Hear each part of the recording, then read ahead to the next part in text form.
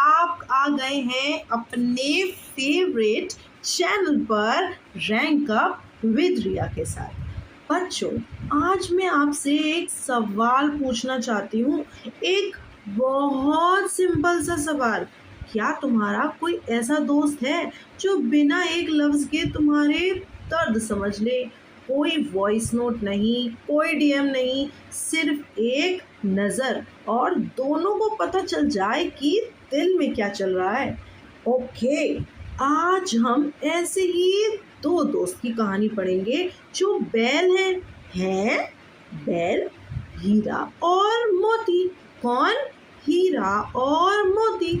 लेकिन ये सिर्फ जानवरों की कहानी नहीं है बच्चों, ये उस इंसान की कहानी भी है जो गुलाम था लेकिन टूटा नहीं, जिसने डंडा खाया लेकिन झुका नहीं, जिसने सब कुछ खो दिया लेकिन अपना दोस्त नहीं छोड़ा, पेटे मौज कर दी। और ये कहानी लिखी है उन लेखक ने जिन्हें कहते हैं उपन्यास सम्राट, the emperor of Hindi literature. चलो बच्चों, उस गांव में चलते हैं जहां हीरा और मोती रहते थे। लेकिन गांव में घुसने से पहले मिलते हैं उस इंसान से जो हमें कहानी सुना रहा है। कौन? मुंशी प्रेमचंद जी। पूरा नाम धनपत राय, पूरा नाम धनपत राय श्रीवास्तव। बॉर्न कहाँ हुए थे?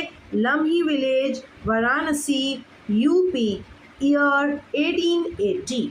अब सुनो, इन्हें उपन्यास सम्राट क्यों कहते हैं? इन्हें उपन्यास सम्राट क्यों कहते हैं? क्योंकि ये किसान के बारे में और लिखते हैं। और क्या लिखते हैं? गरीब के बारे में लिखते हैं, किसान के बारे में लिखते हैं, उन लोगों की आवाज़ बनते हैं जो बोलना चाहते हैं पर बोल नहीं पाते। और इस कहानी में हीरा और जो मोती हैं सिर्फ बैल नहीं है मेरे बच्चों, ये एक सिंबल है, एक प्रतीक है। किसका? अभी बताती हूँ, पहले इम्पॉर्टेंट पॉइंट्स तो पॉकेट में डाल लो। चलो guys, screenshot time. First of all, जन्म कहाँ हुआ, पहचान क्या थी, रचनाएं उनकी क्या थी, और ये इसकी विधा क्या है। ये कहानी है जिसमें हीरा और मोती एक पशु प्रतीक हैं। तो चलो गांव में पहुंचते हैं। वहाँ एक किसान है जिसका नाम झूरी है और झूरी के पास दो बैल है कि नहीं? एक हीरा, एक मोती। एक हीरा, एक मोती। पछाई नस्ल के, मतलब प्रीमियम ब्रीड है भाई, एकदम प्रीमियम।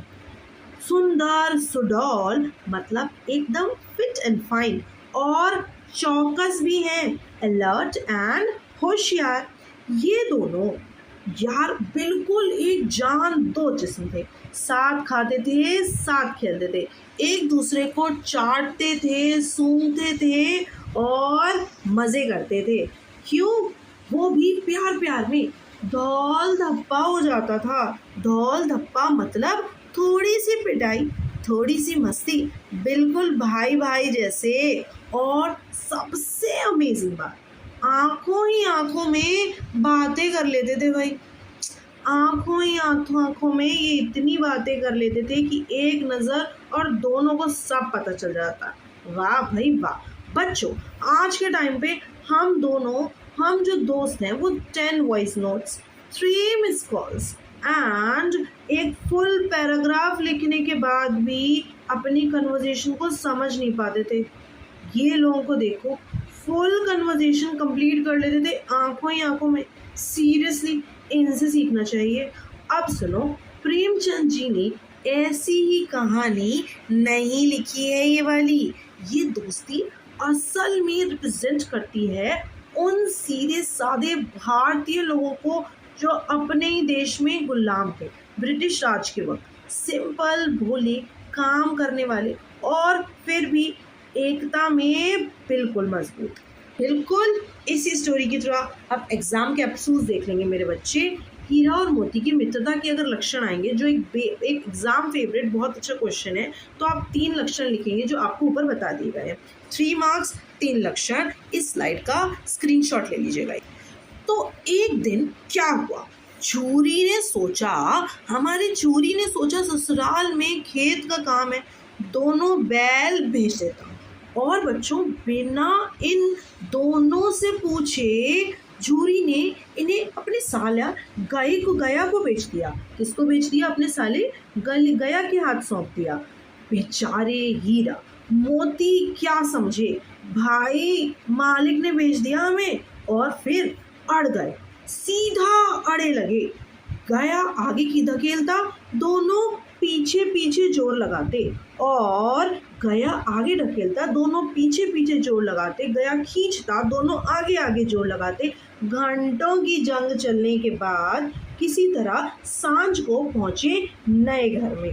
वहां सामने रखा गया रूखा सूखा चारा। क्या हुआ? वहां रूखा सूखा सा चारा मिला खाने के लिए उनको। वहां सामने सूखी घास थी। ओहो, सोचो गाइस इस फीलिंग को। झूरी के घर हमें प्यार से खाना मिलता था, अपनापन मिलता था। यहाँ सूखा चारा और अजनबी घर, दोनों ने मुंह नहीं डाला।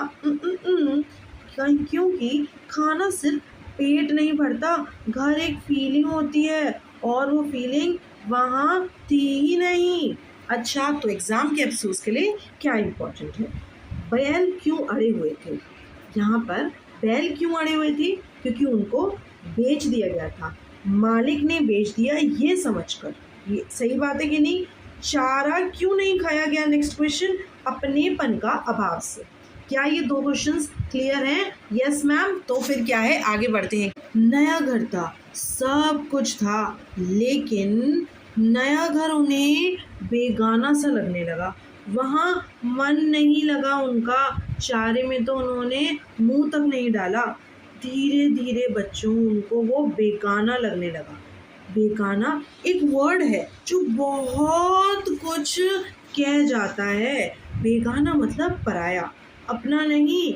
झूरी के घर में प्यार था, लगाव था, अपनापन था, अपना ही चरनी, वो आंगन, वो झूरी की आवाज़, वो सब था घर में।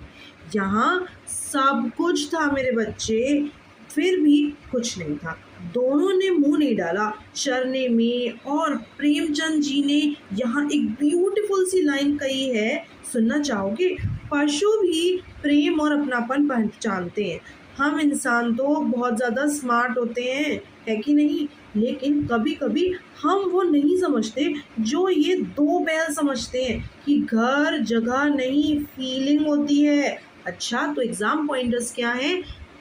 एग्जाम पॉइंटर्स है, चारा क्यों नहीं खाया गया? अकेलेपन का उनको एहसास हो रहा था, और अपनापन उनको अपनेपन का अभाव हो रहा था। और रात को गया के घर में सब सो गए, अंधेरा, खामोशी। तब कनखियों से हीरा और मोती ने एक दूसरे को देखा, चुपचाप सलाह करी उन्होंने। कोई वर्ड नहीं बोला, कोई साउंड नहीं, बस एक नज़र एक दूसरे को जी भर के देख लिया, और दोनों को सब पता चल गया। Plan ready what? Plan ready to go and fire. रात में कनखियों से इशारा किया, सुबह चुपचाप वहाँ से चले गए। पगहे तोड़कर झूरी के घर चल पड़े। सुबह चरनी पर खड़े मिले।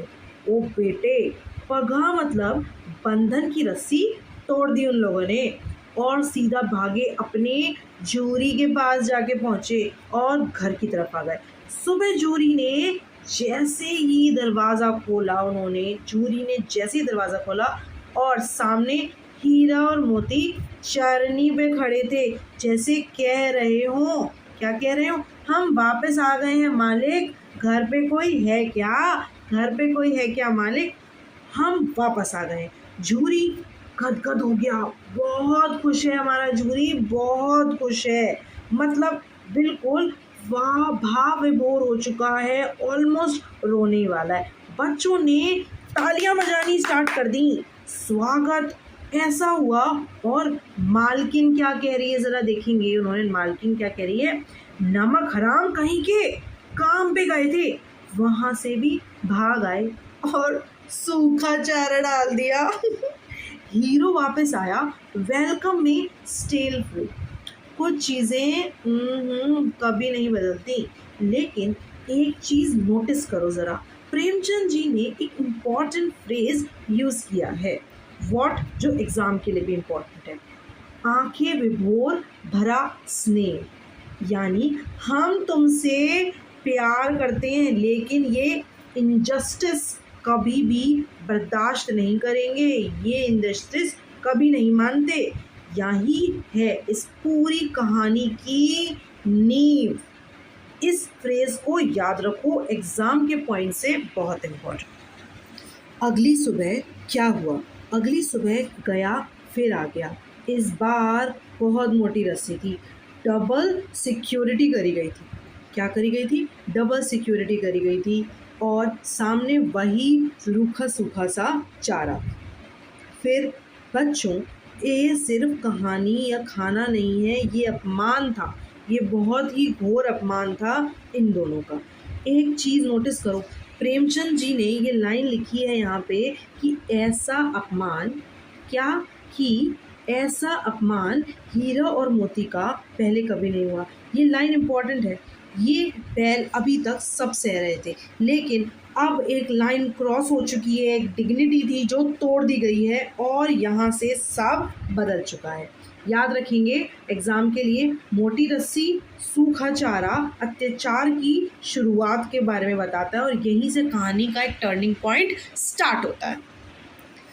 अगला दिन आया, गया ने हाल में जोतना चाहा और दोनों ने एक साथ सीधा इनकार कर दिया। क्या कर दिया, सीधा इनकार कर दिया। गया ने नाक पर खूब डंडे मारे, खूब मारा, 10 से मस नहीं हुए, 1 इंच भी नहीं हिले ये लोग, 1 इंच भी नहीं हिले। बच्चों, ये सीन समझो, ये सिर्फ 2 बैल नहीं है। ये कौन है, ये 2 बैल नहीं है जो हाल में नहीं जुटते, ये था एक इनकार। बिना पोस्टर के, बिना नारे के, बिना अपनी जगह पर खड़े रहना और कहना नहीं नहीं नहीं। और यही पहला विद्रोह चालू हुआ था, पहला विद्रोह यहीं से चालू हुआ। और जो इनकार, एग्जाम पॉइंट के हिसाब से देखेंगे, इनकार का मतलब है अन्याय के विरुद्ध पहला जो विद्रोह था वो, और टस से मस ना होने का मतलब है बिल्कुल ना हिलना। बेटा शब्दार्थ भी तो याद रखने हैं। और फिर क्या हुआ, देखे, उल्टे हाल लेकर भाग पड़े। कौन भाग रहा है, हीरा और मोती भाग रहे हैं। रस्सी टूट चुकी है, हल टूट गया, जुआ जोत सब तोड़ ताड़ के भाग पड़े। बच्चों, प्रेमचंद जी ने यहाँ एक बड़े ही काम की बात कही है। हल जुआ तोड़ना, ये सिर्फ हल तोड़ना नहीं था, ये था गुलामी से स्वतंत्रता के बंधन तोड़ने का प्रतीक था। ये बैल रिप्रेजेंट करते हैं, ये जो 2 बैल है, ये रिप्रेजेंट करता है उस ज़मीर को, उन जंजीर को जो भारतीय जनता पार्टी ने बांध के रखे, जो उन्हें गुलाम रखे हुए थी। अब एग्जाम कैप्सूल्स पे देख लेंगे, हल जुआ जोतना गुलामी और बंधन का प्रतीक है। ये अगर आप आंसर्स में मेंशन करेंगे तो आपको बहुत अच्छे मार्क्स मिल सकते हैं। लेकिन क्या आज़ादी ज़्यादा देर तक टिकती है? नहीं। गले में लंबी सी रस्सियाँ थी, इसलिए वो पकड़े गए थे। क्यों पकड़े गए थे? क्योंकि गले में लंबी लंबी रस्सियाँ थी। वापस वही सूखा चारा खाने को मिल गया। और एक रात कुछ हुआ। गया की एक भतीजी थी जो छोटी सी नन्ही सी लड़की थी, भैरों की लड़की, नन्ही सी छोटी सी। उसकी अपनी माँ मर चुकी थी, उसकी माँ मर चुकी थी, घर में सौतेली माँ थी। तो वो क्या होता है, दर्द, तन्हाई, और उसे अच्छे से दिखता था, वो सब जानती थी। और इसलिए रात के अंधेरों में चुपके से आती थी, किसी को बताए बिना, किसी फायदे के बिना। दोनों के लिए दो दो छोटी छोटी सी रोटियां लाती थी और दोनों बैल जो घंटों से भूखे थे, प्यासे थे, आहिस्ता से खाने लगते थे। बच्चों, सोचो ये सीन को। एक इंसान जो खुद टूटा हुआ है, वो दूसरे के दर्द समझने से पहले उसको अच्छे से पहचानता है, क्योंकि उसने खुद वो दर्द जिया होता है। किसके बारे में बात हो रही है मैम? अभी हमारी छोटी सी लड़की के बारे में बात हो रही है। कोई प्रॉफिट नहीं, कोई रिकॉग्निशन नहीं, कोई इंस्टाग्राम की स्टोरी नहीं, सिर्फ बहुत सारा प्यार, निस्वार्थ प्यार। यही होता है असली काइंडनेस। एग्जाम कैप्सूल देख लेते हैं। नन्ही लड़की की दो रोटियां निस्वार्थ ने। ये एग्जाम में हर साल आता है, क्या करें? एक क्वेश्चन पॉकेट में डाल लो।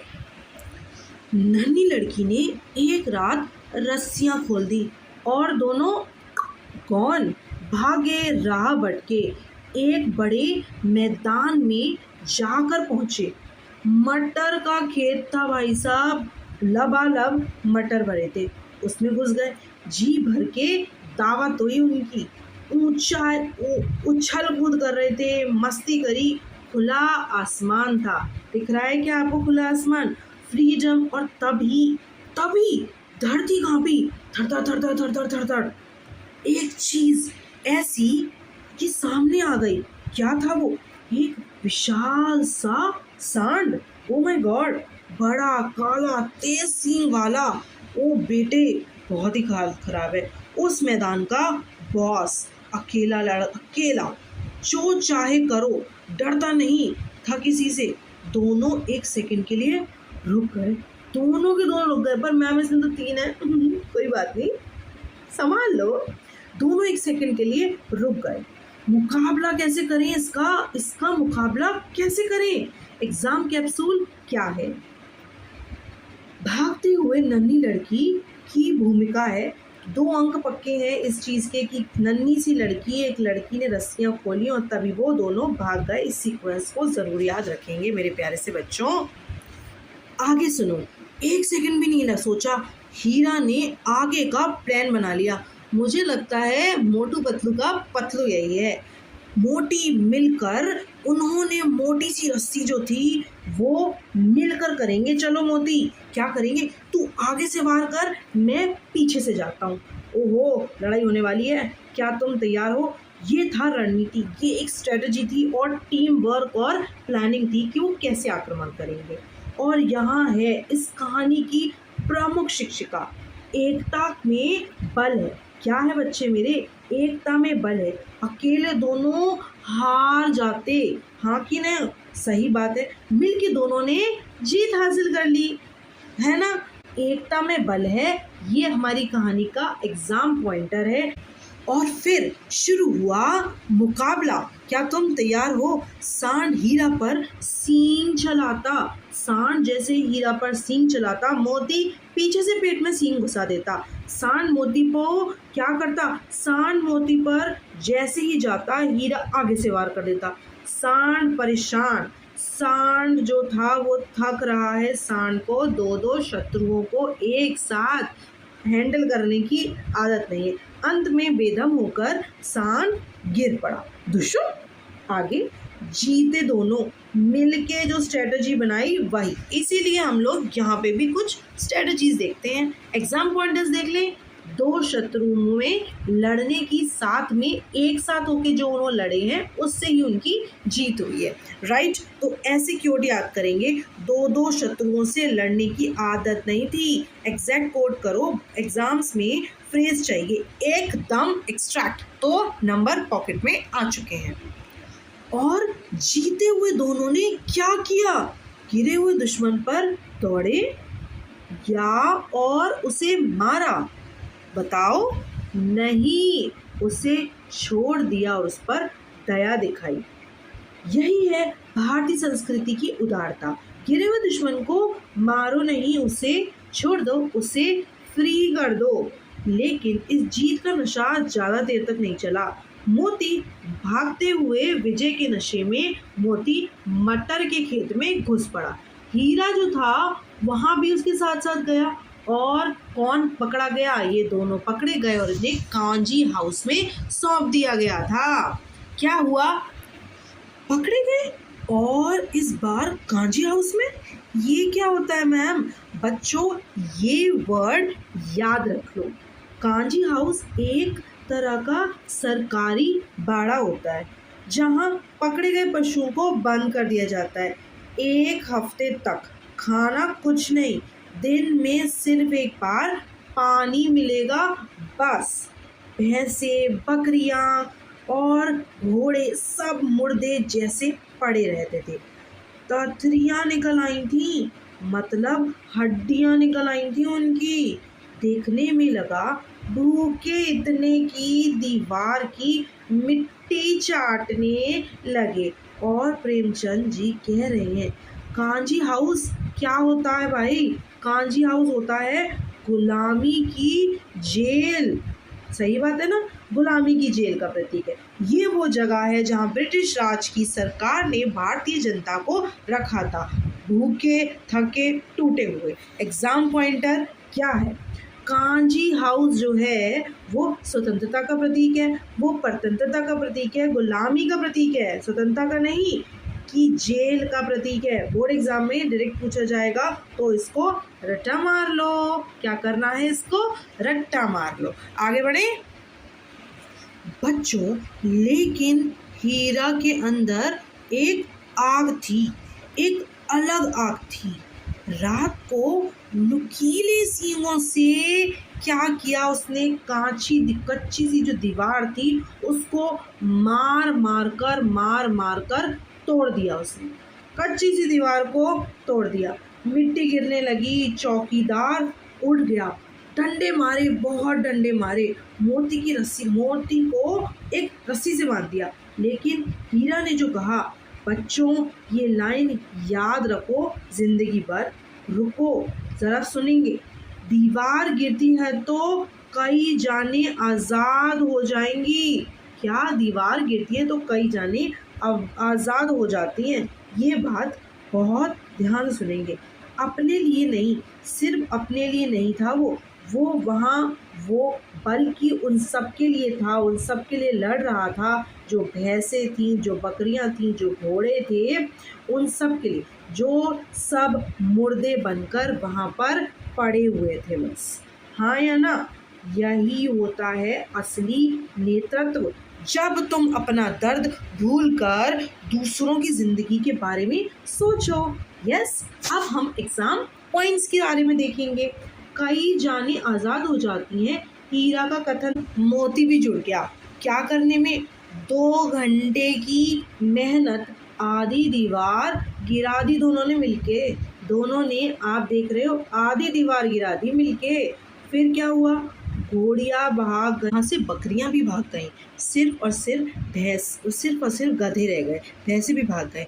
गधे क्यों रह गए मैम? उनका लॉजिक था यहाँ से भागना बेकार है, बाहर गए तो फिर से पकड़े जाएंगे। सोच रहे हो? प्रेमचंद जी मेरे बच्चे यहाँ पे एक सैविज सी ऑब्जर्वेशन करते हैं कि ये गधे उन लोगों का प्रतीक है जो जुल्म में इतना ज़्यादा एडजस्ट हो जाते हैं कि उन्हें आदत पड़ जाती है। यही तो जिंदगी है वाली सोच उनकी रह जाती है। और यही है अति सहनशीलता पर प्रेमचंद जी का कातिल सा व्यायाम। समझ रहे हो? अब एग्जाम पॉइंटर्स देख लेते हैं फटाफट से। गधों का न भागना, अति सहनशीलता पर प्रेमचंद जी का व्यंग, यही आपके 5 नंबर के मार्क्स, 5 नंबर के क्वेश्चन में हमारे एग्जामिनर को इम्प्रेस कर देगा। और बच्चों इस कहानी का सबसे ब्यूटीफुल सीन अब आपके स्क्रीन पे आ चुका है।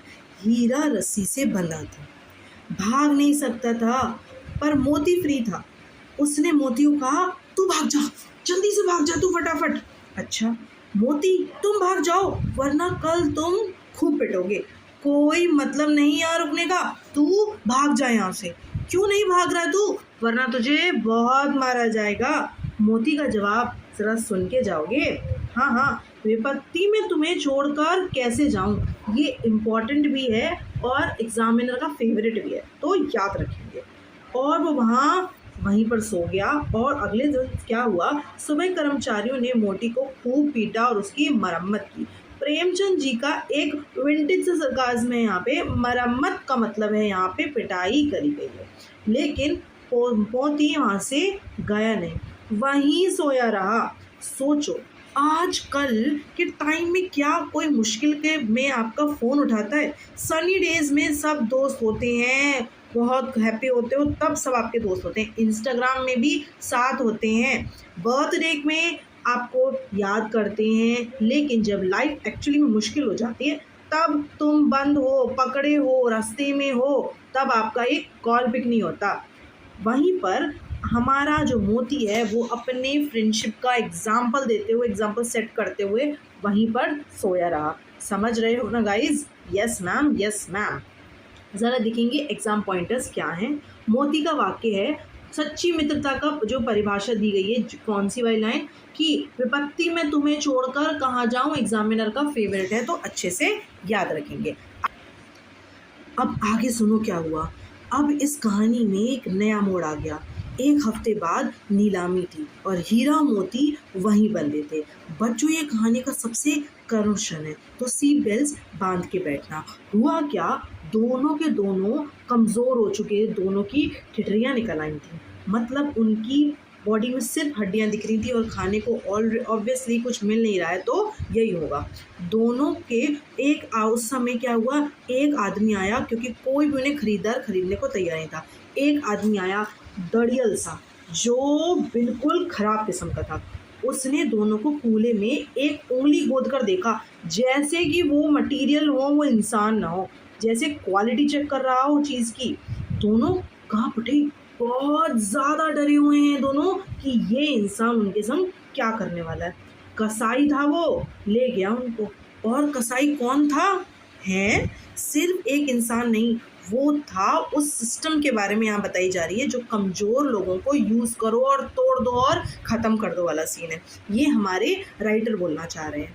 अब एग्ज़ाम कैप्सूल्स के लिए, एग्ज़ाम के लिए क्या इंपॉर्टेंट है, नीलामी और जो कमाई है, उसका मतलब ये दोनों चीज़ें ही हमारे एग्ज़ाम के लिए एकदम इम्पॉर्टेंट वाला प्रतीक बनती हैं कि ये कहानी का जो सबसे करुण क्षण है वो कौन सा होता है, तो होगा नीलामी और कसाई का के द्वारा उनको ले जाना।